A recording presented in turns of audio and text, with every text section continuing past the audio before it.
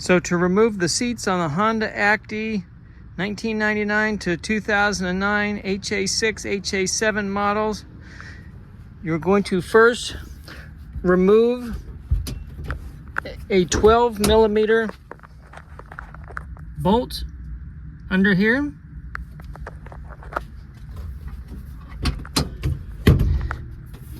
These brackets will just slide right out. So you're going to pull this seat cushion out.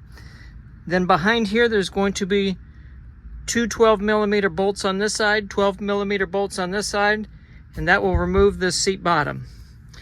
And then from there, coming over to the driver's side, you're going to remove four 12 millimeter bolts under the seat bottom.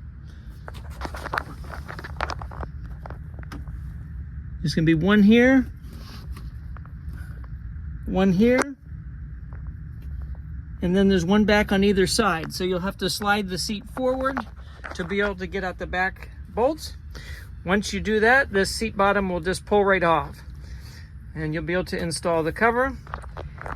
And then installing the backrest for the driver, all you're going to do is move the seat forward, and you'll be able to have room to slide the cover over and attach it on the bottom with the Velcro.